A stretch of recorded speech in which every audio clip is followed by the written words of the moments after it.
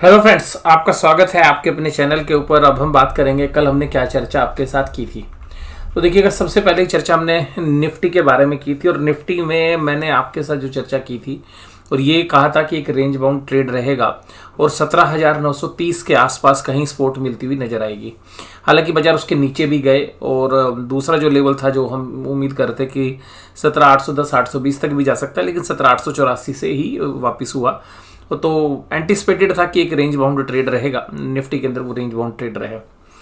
Bank Nifty के अंदर अगर बात करें तो हमने बैंक निफ्टी के अंदर जो है एक सपोर्ट देखी थी 41,100 41,200 के आसपास, और हम उम्मीद कर रहे थे कि यहीं पर बाजार 41,100 41,200 से 42,100 42,200 की रेंज के बीच में ही रहेगा और रेंज बाउंड ट्रेड हम एंटिसिपेट कर रहे थे। लेकिन निफ्टी बैंक ने थोड़ा सा हमें भी सरप्राइज किया और नीचे की तरफ जो है 41,000 के लेवल तोड़ के बाजार हालांकि क्षण भर के लिए गए और वहां पर एक तरीके से वाटर से टेस्टिंग करके आए कि बाजार नीचे कितनी बाएंगे और वहां से बाजार पलटी मारते हुए नजर आए। तो यहाँ पर भी लगभग मैं आपको कहूँ कि मुझे भी जो है मेरी उम्मीद से ज़्यादा हुआ, क्योंकि मैंने जो खुद भी पर्सनल लेवल पर जो पोजीशंस बनाई हुई थी वो हम निफ्टी बैंक के अंदर मंदी की जो पोजीशंस थी हमारी उसमें हम 42 41 300 और 200 के बीच में हम एग्जिट कर गए। और अगर वो नहीं करते तो शायद जो है आज एक बहुत बढ़िया जो हमने अपॉर्चुनिटीज़ थी हमारी वो मिस हो गई। यानी कि हालांकि प्रॉफिट बना, लेकिन जो हमने एंटिसिपेट किया था उससे भी ज़्यादा अच्छा प्रॉफिट जो है बन सकता था। और फिर जो है नीचे जब 41,000 टूटा तो हमें ये था कि भाई 41,000 नहीं टूटना चाहिए, तो इंट्राडे बेसिस पे कुछ जो स्टॉप लॉस थे वो भी ट्रिगर हो गए। तो कुल मिलाकर जो तेजी की पोजीशंस थी उनके स्टॉप लॉस ट्रिगर हो गए, वो कुछ हैज पोजीशंस थी। लेकिन कुल मिलाकर जो है मतलब जितना अच्छा हो सकता था मतलब वो हो नहीं पाया। लेकिन हालांकि जो हमने एंटिसिपेट किया था उससे ज़्यादा बाजार चला गया। तो और जब आपके एंटिसिपेशन के थोड़ा सा विपरीत जाएगा तो देखिएगा स्टॉप लॉस ट्रिगर होने लाजमी है। अब बाजार पे भी क्या आउटलुक है वो मैं बताऊंगा आपको। तीसरी चर्चा मैंने कल आपके साथ की थी ऑप्शन चेन के डेटा देख के, और मैंने जो चर्चा की थी वो ये की थी आपके साथ कि देखिएगा 19,000 करोड़ की जो है बाइंग हुई है एफआईआईज की। एक बड़ा मूव आप एंटिसिपेट करिए जब भी एफआईआईज ऑप्शंस में एक बड़ी बाइंग करते हैं और इवन ऑन एक्सपायरी डे, क्योंकि बहुत लोगों ने ये चर्चा की थी कि सर एक्सपायरी डे की वजह से हुआ होगा। तो मैंने कहा था नहीं, ये जब भी होती है और अगर लगातार 2 दिन हो जाए तो फिर बहुत बड़ा मूव आता है। तो आज एक बड़ा मूव जो है निफ्टी बैंक के अंदर देखने के लिए मिला।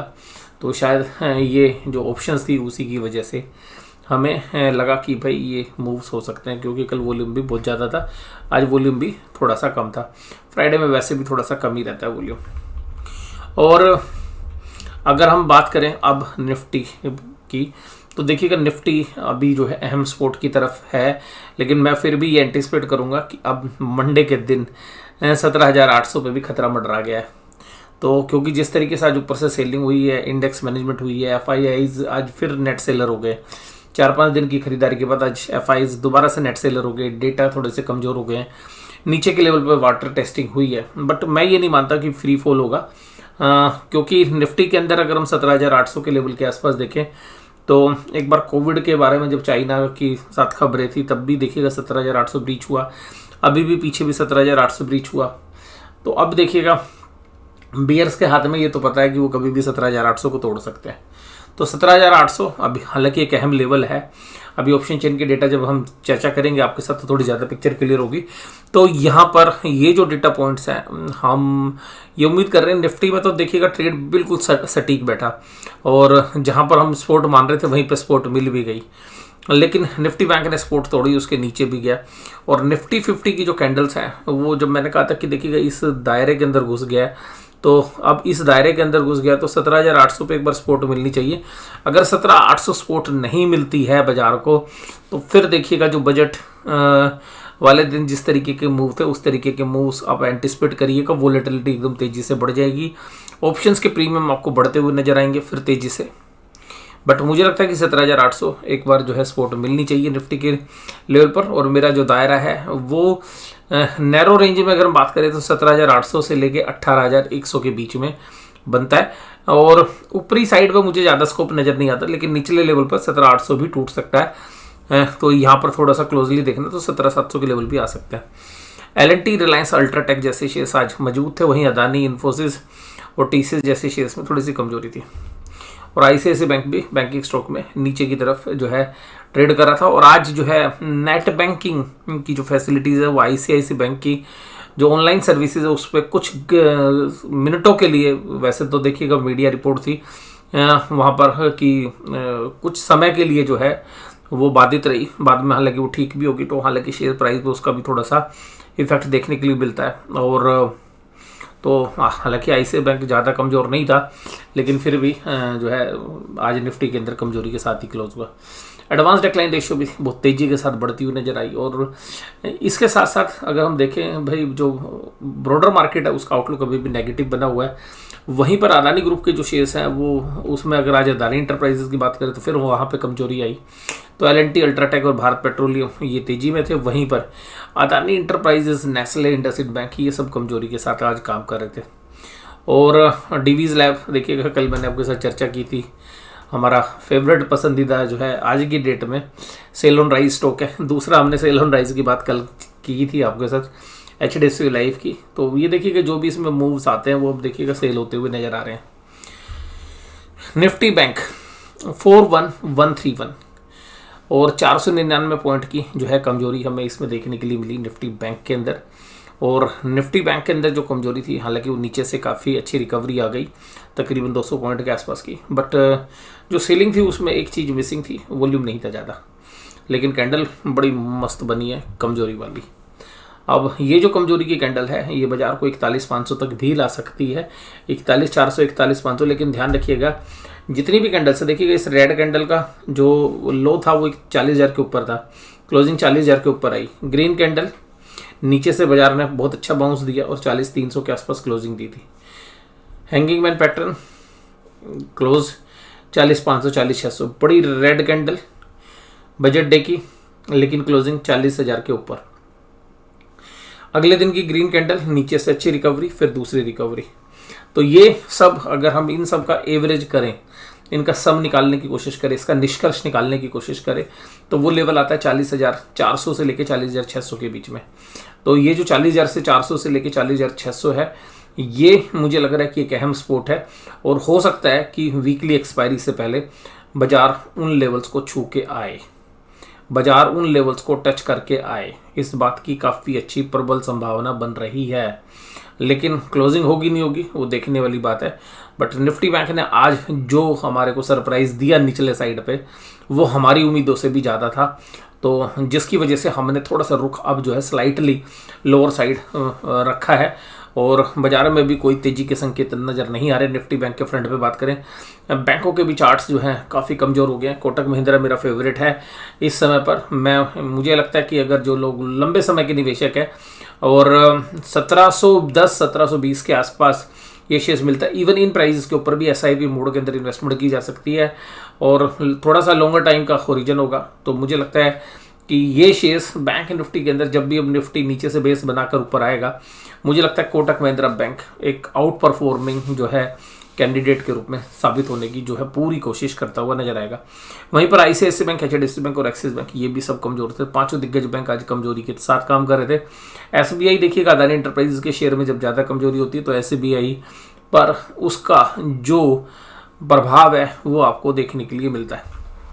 और HDFC bank, ICICI bank, axis bank, Kotak और SBI पांचों शेयर्स आज कमजोरी में काम कर रहे थे। फेडरल बैंक जो है 2.42% की कमजोरी के साथ, और 130 रुपये की जब नीचे फेडरल बैंक ट्रेड करता है तो वो टेक्निकली भी वीक हो जाता है। आज FIs ने हालांकि एक मामूली सेलिंग की, DIs ने मामूली सेलिंग की। अब इतनी सेलिंग पे बाजार टूट गया। यस, जो सेलिंग है वो हमें लग रहा है जो HNI इन्वेस्टर्स हैं वहाँ से आ रही है, क्योंकि इतनी अच्छी बाइंग के बाद भी HNI इन्वेस्टर्स जिसको मिस्टर इंडिया कह रहे हैं वो जो है सेलिंग पे लगा हुआ है। FIs ने इंडेक्स फ्यूचर्स के अंदर आज क्या किया, FIs की जो इंडेक्स फ्यूचर्स के अंदर भी सेलिंग हुई और वहीं पर आज ऑप्शंस की बाइंग ज़्यादा नहीं थी। तो एक हम ये उम्मीद करते हैं कि सोमवार को जो है एक बड़ी मूवमेंट तो नहीं होगी, लेकिन बाजार वोलेटाइल रहने की पूरी संभावना जो है व्यक्त करते हैं, क्योंकि आज एक नई रेंज को बाजार ने खोल दिया। क्योंकि जहाँ पर निफ्टी बैंक 41,100, 41,200 पिछले 10 दिनों के अंदर जहाँ पर बेस बना रहा था, वो बेस को आज तोड़ के जो है चेक किया गया। ये भी हो सकता है कि वहाँ पे ज़्यादातर लोगों के स्टॉप लॉस लगे होंगे, तो स्टॉप लॉस ट्रिगर होने के लिए भी कभी कभी बाजार वहाँ पर रुक कर लेता है। एफआईज के जो स्टॉक फ्यूचर्स की अगर हम बात करें तो 1237 करोड़ के जो स्टॉक फ्यूचर्स है वो बेचते हुए नजर आया एफआईज, और ऑप्शंस के अंदर 230 करोड़ के। इसके बाद अगर हम बात करें कि भाई स्पोर्ट फिगर्स कहाँ पर हैं, निफ्टी की जो स्पोर्ट है उसके साथ अगर हम कंपेयर करें पुट कॉल रेशो, अब देखिए अगर पुट कॉल रेशो ओवरसोल्ड है थोड़ी सी, तो हमें लगता है कि यहाँ पर एक रिलीफ जो है टाइम बिंग जो है मिलना चाहिए, एक नैरो रेंज होनी चाहिए, और बाजार को गिरना भी है तो थोड़ा पुल बैक करने के लिए जो है आना चाहिए निफ्टी के फ्रंट पर। बैंक निफ्टी वीक था, लेकिन फिर भी पुट कॉल रेशो 0.553 पे, तो हम उम्मीद कर सकते हैं कि 41,100 के आसपास जो है निफ्टी बैंक ने सपोर्ट ली, तो क्लोजिंग बेसिस पे 41,000 को जो है संभाल लिया, तो हो सकता है कि आपको 41,500 41,600 की तरफ भी निफ्टी बैंक बढ़ता हुआ आपको नजर आए। बट एक रेंज जो है वो थोड़ी बढ़ गई है अब नीचे की तरफ भी। अब मुझे लगता है कि रेंज हमें शिफ्ट कर देनी चाहिए ऊपर की तरफ 41,500 600, और नीचे की तरफ के जो लेवल्स हैं वो अब हमें करने पड़ेंगे 40,500। तो एक नई रेंज हमारे लिए तैयार हो गई है, वो है 40,500 से लेके 41,500 की। मंडे के लिए मुझे लगता है ये ट्रेड की जो डेट्स जो है रेंजेस वो परफेक्ट रहने वाली हैं। डाउ जोन्स इंडस्ट्रियल एवरेज 33,644, एक मामूली सी कमजोरी, लेकिन कल अच्छी खासी कमजोरी थी, और ब्रेंट क्रूड $82 पर जो है स्लिप हो गया। यूएससी या बाकी जो इकोनॉमी में मंदी की खबरें दोबारा से आनी शुरू हो गई, उसकी वजह से ऐसा आपको प्रतीत होता है। 18,000 पे देखिएगा ओपन इंटरेस्ट, यार क्या बिल्डअप हुआ है। 18,000 की कॉल में देखो यार क्या बिल्डअप हुआ है, 1,25,000। कल कॉल राइटर इतने एग्रेसिव नहीं थे। 18,100 की कॉल पे 47,000, 17,900 की कॉल पे 77,000। क्या जबरदस्त कॉल ऑप्शंस की राइटिंग हुई है। पुट राइटर्स थोड़े बहुत पुट राइटर्स हैं 49,000 के 17,900 पर, 17,825, टोटल ओपन टेस्ट 1,11,000। कुल मिलाकर भाई साहब ये ऑप्शन चेन के डेटा को देख के कोई भी बता सकता है अब 18,100 पार कर पाना सोमवार के लिए बहुत ही मुश्किल है, और निचले लेवल्स अभी आपको खुलते हुए नज़र आ सकते हैं। 17,800 जो है हमें लगता है कि सोमवार को बाजार टेस्ट कर सकते हैं। अगर हम निफ्टी बैंक की बात करें ऑप्शन चेन के डेटा को 41,500 पर 1,25,000 कॉन्टैक्ट राइट हो गए हैं। जबरदस्त जो है अब आपको यहाँ पर एक रेजिस्टेंस मिलेगा, और यहाँ पर बहुत सारे लोग जो हैं वो सपोर्ट मान रहे थे कि यहाँ पे 41,500 पे सपोर्ट मिलेगी, लेकिन भाई साहब उसकी धज्जियाँ उड़ा दी गई, और नीचे पुट राइटिंग जो भी थोड़ी बहुत है वो 74,000 कॉन्टैक्ट 41,000 के ऊपर है, 1,20,000 कॉन्टैक्ट, लेकिन वो कॉन्फिडेंस नहीं है पुट राइटर के पास। और अगर हम पुट राइटर्स की बात करें तो कॉन्फिडेंस बिल्कुल ना के बराबर है, लेकिन कॉल राइटर्स अगर आप देखेंगे 41,000 से लेके 41,500 तक हर लेवल के ऊपर आपको अच्छी खासी कॉल राइटिंग देखने के लिए मिल रही है। एक छोटा सा जो हर्डल है वो 41,100 पे है, जो बहुत ही कम राइटिंग हुई है, लेकिन 41,000, 41,200, 41,300, 41,400, 41,500, यानी कि 41,000, 41,200, 300, 41,400, 500 हर जगह कॉल राइटिंग है। ये भी आंकड़े आपको बता रहे हैं कि भाई हर राइज सेल होने के लिए आएगा। तो अगर कोई भी डिप आपको इंट्राडे में मिलती है 41,300 से लेके 41,500 के बीच में, मुझे लगता है कि वो सेल होने के लिए आएगी। वहाँ पर आते के साथ ही बाजार सेल होने की जो है कोशिश करते हुए आपको नज़र आएंगे। तो ये हमें लग रहे हैं संकेत। और नीचे की तरफ के जो लेवल्स हैं ऑप्शन चेन में 41,000 पे कॉल राइटिंग पुट राइटिंग है नहीं ज़्यादा, तो 41,000 इंट्राडे बेसिस पर आपको सोमवार को भी टूटता हुआ नज़र आना चाहिए। और हमारी जो नई रेंज है वो मैंने आपके साथ बता दी है कि 41,500, 41,600 से लेके 40,500 और 40,400 भी हो सकती है। बट यहाँ पर आपको ध्यान रखना है कि अगर 40,400, 40,500 के नीचे बाजार जाते हैं, इमीडिएटली उसके नीचे जाते के साथ बाजार सपोर्ट लेंगे। और इस महीने के लिए मुझे लगता है कि जो बहुत बढ़िया सपोर्ट है वो 39,500 है, जहां पर बाजार 2 बार टेस्टिंग करके बाउंस कर चुका है। लेकिन उससे पहले मुझे लगता है कि ये जो रेंज है 41,600 से लेकर 40,500, यहाँ पर बाजार समय बिताएगा और इस रेंज के अंदर अब बाजार जो है, जो एक रेंज कल 42,000 के आसपास जाने की कोशिश की थी, बाजार ने उसको बिल्कुल नकार दिया और कहा कि भाई मैं तो नीचे वाली रेंज में रहूँगी। तो जो रेंज है हमने 500 पॉइंट्स थोड़ी सी नीचे की तरफ शिफ्ट कर दी है। ये हमारा आकलन है। बस आपसे एक ही गुजारिश है कि कोई भी ट्रेड लें तो अपने फाइनेंशियल एडवाइजर से सलाह लें। आपको जो भी ट्रेड लें उसकी जानकारी जो है आपको होनी चाहिए। आपको कितना रिस्क है, उसके सामने क्या रिवार्ड है, ये आपको पता होना चाहिए। और देखिएगा, जब हम ट्रेड करते हैं तो ट्रेड करते वक्त कुछ ऐसी गलतियां भी हो जाती हैं, मतलब सिली मिस्टेक्स का मतलब मैं ये कहूँगा कि जब आप बिल्कुल आश्वस्त हो कि यार यही होना है और वही हो जाए, लेकिन आप उस तरीके के ट्रेड में जल्दी निकल जाए, तो जो है कभी कभी ऐसा लगता है कि यार ये गलती नहीं करनी चाहिए थी। लेकिन बाजार आपको हमेशा सिखाता रहता है। तो आज सिमिलर मिस्टेक जो है हमने की, और मतलब हम एंटिसिपेट भी कर रहे थे, बस हमने थोड़ी देर इंतजार नहीं किया। जबकि हम नॉर्मली इंतजार करते हैं कि किसी भी एक लेवल के आसपास आए बाजार, हम उसको 5, 10, 15 मिनट देखते हैं कि इस लेवल पर सस्टेन कर रहा है या टूटता है।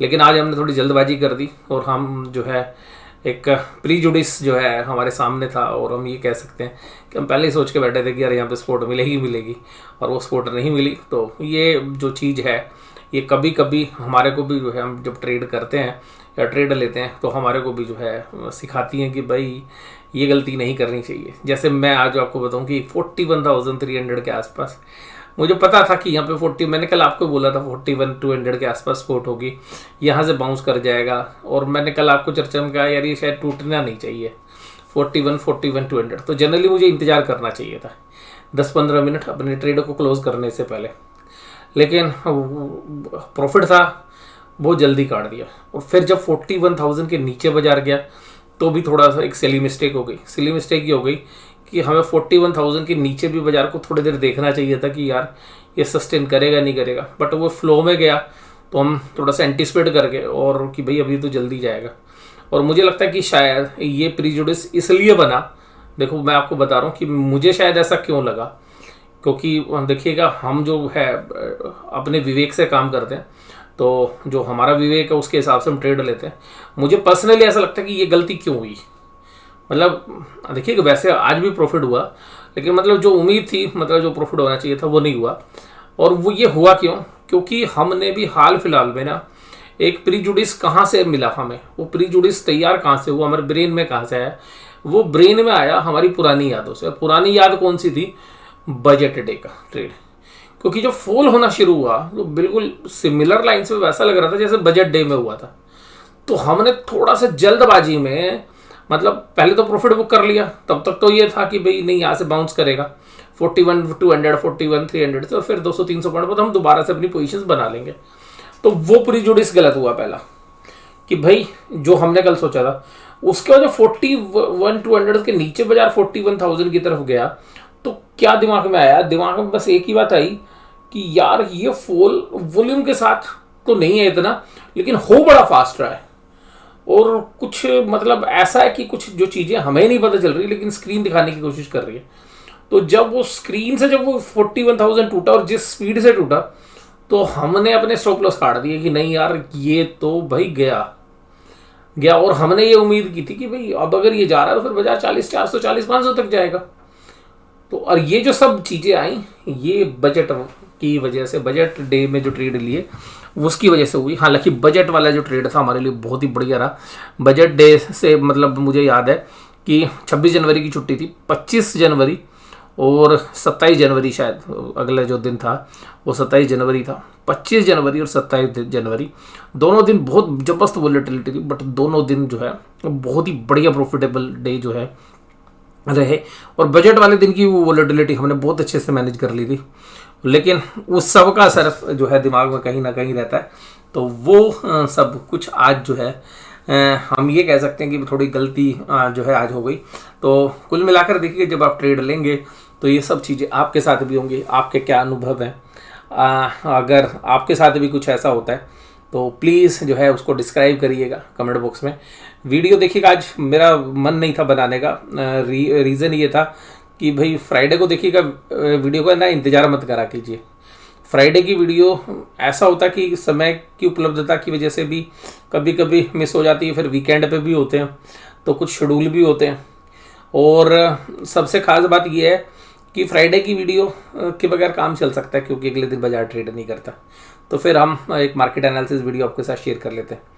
आज इसके बाद कोई वीडियो नहीं आएगी। जो वीडियो होगी वो कल के डे में जो है मैं आपके साथ शेयर करने की कोशिश करूँगा। कल महाशिवरात्रि का भी जो है पर्व है, तो आप लोग काफ़ी लोग फास्ट भी करेंगे या मंदिरों में जाके पूजा अर्चना करेंगे। तो आप सभी लोगों को मेरी तरफ से शिवरात्रि की भी शुभकामनाएं। कल एक या दो वीडियो हम जो है शेयर करेंगे। एक नॉर्मल फोरम के ऊपर एक अल्फ़ा मेंबर्स के साथ हम एक वीडियो शेयर करेंगे। संडे को हम मोस्ट प्रोबेबली एक लाइव सेशन करने का जो है ट्राई करेंगे, और ये जो लाइव सेशन होगा वो स्पेसिफिकली जो है अल्फ़ा ग्रुप के लिए होगा। उसके अलावा संडे को भी एक नॉर्मल फोरम के ऊपर एक वीडियो जो है चर्चा करेंगे। कुछ जो है शेयर स्पेसिफिकली क्वेश्चंस हैं वो उन वीडियो के अंदर हम चर्चा करेंगे, क्योंकि रिजल्ट सीजन लगभग ख़त्म हो गया। तो जिन कंपनीज़ के बारे में आपने कमेंट बॉक्स में लिखा हुआ है उनमें से कुछ कंपनीज़ के बारे में हम चर्चा करेंगे, भाई मेरा आउटलुक क्या है देखिए। और जनरली वो भी जो भी चीज़ें मैं आपके साथ करता हूँ वो एजुकेशनल पर्पसेस के साथ करता हूँ।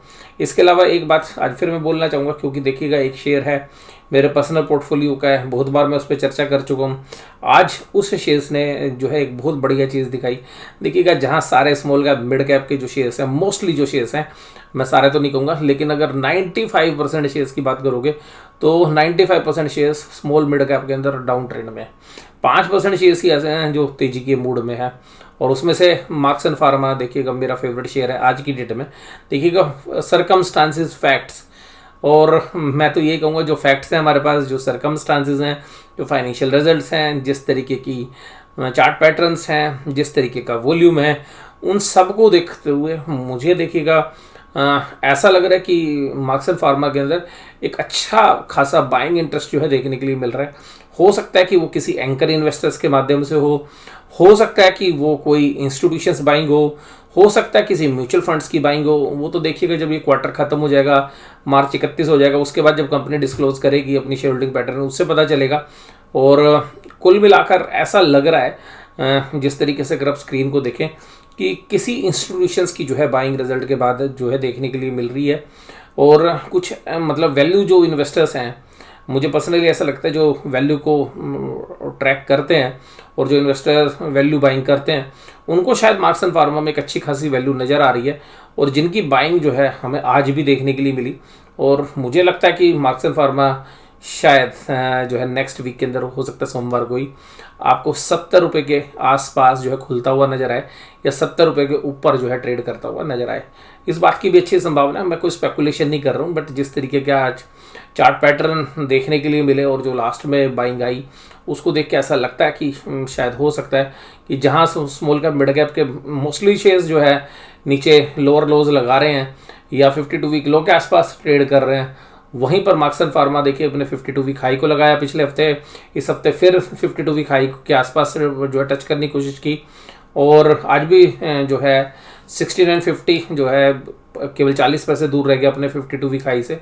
तो मुझे उम्मीद है कि सोमवार को वो प्राइस जो है आपको देखते हुए 70 रुपीज़ का भाव आ सकता है। डिलीवरी वॉल्यूम्स बहुत ज़बरदस्त चल रहे हैं, 47-48% की डिलीवरी वॉल्यूम उठ रहा है। उन सब पैरामीटर्स के साथ अगर हम टेक्निकल्स को विद फंडामेंटल्स अगर हम देखें, कंपनी की बॉडी लैंग्वेज को देखें, इन्वेस्टर्स का रुझान देखें और फ्यूचर आउटलुक देखें, तो उन सब के हिसाब से 10-11 के पी के ऊपर आपको एक बेहतरीन कंपनी मिल रही है। ऐसे इन्वायरमेंट में जहाँ पर सब कंपनीज की सेल डाउनग्रेड हो रही थी, सब सेल डी ग्रोथ दिखा रही थी, प्रॉफिट डी ग्रोथ था, जहाँ पर वहाँ पर इस कंपनी ने प्रॉफिट में भी ईयर ऑन ईयर बहुत बढ़िया ग्रोथ दिखाई, सेल्स ग्रोथ अच्छी दिखाई, प्रॉफिट के जो परसेंटेज मार्जिन हैं यानी कि ऑपरेटिंग प्रॉफिट मार्जिन हैं, ग्रोस प्रॉफिट मार्जिन ना केवल मेंटेन किया लेकिन कुछ पीरियड्स के ऊपर जो है आउट परफॉर्म भी किए। तो कुल मिलाकर देखिएगा मेरा जो आउटलुक है मार्क्स एंड फार्मा पे वो फंडामेंटल बेसिस के ऊपर, ऐसा नहीं है कि जी मैंने शेयर ले लिया तो मैं आपको उसकी तारीफ करता रहूँ। शेयर्स और भी है मेरे पोर्टफोलियो में, आप लोग जानते भी हैं, लेकिन अभी इस समय पर मेरे पोर्टफोलियो के अंदर जो सबसे अच्छा जो फाइनेंशियल परफॉर्मेंस जिसकी आ रही है, जहाँ पर हमें टेक्निकल सेटअप बहुत बढ़िया लग रहा है, वो शेयर्स अभी भी मार्क्स एंड फार्मा ही है। और देखिएगा आप सभी लोगों को पैसे कमाने से मतलब है, और ऐसे पैसे कमाने से मतलब जहाँ पर आप किसी शेयर्स को ले और रात को नींद अच्छी आ जाए। तो मुझे उम्मीद है कि जब फंडामेंटल साउंड शेयर्स अगर आपके पोर्टफोलियो में होते हैं तो रात को नींद भी अच्छी आती है। और बहुत सारे जो हमारे मित्र हैं उनको लगता है कि यार 52 53 के आसपास जो है एक गैप बचा हुआ है, उसको फिल करने के लिए मार्क्सन फार्मा आएगा। हो सकता है भैया वो आ जाए गैप को फिल करने के लिए, बट मुझे पहले जो है नए जो है हाइज लगते हुए नज़र आ रहे हैं।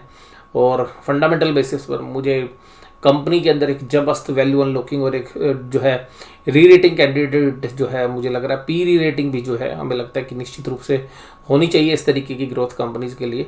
तो अभी जो उसकी पी रेशो है वो तकरीबन 11 के आसपास की पी रेशो है। हम एंटिसिपेट कर रहे हैं कि अगले साल की जो EPS है वो 6 या 7 रुपये बड़े कंफर्टेबली आएगी, और उसके आसपास हम इसकी पी री रेटिंग को ये उम्मीद करते हैं कि 16 से 20 के आसपास की पी री रेटिंग के लिए जो है कैंडिडेट है, क्योंकि ग्रोथ कंपनीज के अंदर पी री रेटिंग होने की संभावना काफ़ी ज़्यादा रहती है। तो अगर उन वैल्यूशन से अगर हम उम्मीद करें तो हमें लगता है कि 3 डिजिट्स के जो प्राइस हैं वो आपको इसी साल के अंदर मार्क्सन फार्मा के अंदर देखने के लिए मिल सकते हैं। मेरी कोई बाइंग रिकमेंडेशन नहीं है, सेल रिकमेंडेशन नहीं है, मैं जस्ट आपके साथ एक वैल्यूशंस पैरामीटर्स के ऊपर बात कर रहा हूँ। जो मुझे लग रहा है वो मैं आपके साथ चर्चा कर रहा हूँ। आपके डिफरेंट व्यूज़ हैं, मुझे ज़रूर से ज़रूर कमेंट बॉक्स में बताइए। मैं कमेंट्स को जो है पढ़ता हूँ आपके साथ और उन सारी चीज़ों को इनकॉर्पोरेट करता हूँ। इस हफ्ते जो है हम चर्चा करेंगे कम से कम नहीं ना तो 10 से 12 कंपनियों के बारे में, और फिर लाइव सेशन भी है। तो कुल मिला के अगले 2 दिनों के अंदर हम 4 वीडियो आपके साथ साझा करने की कोशिश करेंगे। कल शिवरात्रि है तो हो सकता है कि कल 1 हो जाए, तो बाकी फिर संडे में 3 कर लेंगे। और कोशिश ये होगी कि आपके साथ जो है चर्चा करें, या हो सकता है कि अगर कल समय मिल गया तो कल 3 कर लें और संडे में 1 कर लें। तो यहाँ पर आज की इस वीडियो के अंदर आपको कैसा लगा, क्या आपके व्यूज़ बनते हैं, वो मुझे ज़रूर से ज़रूर बताइए।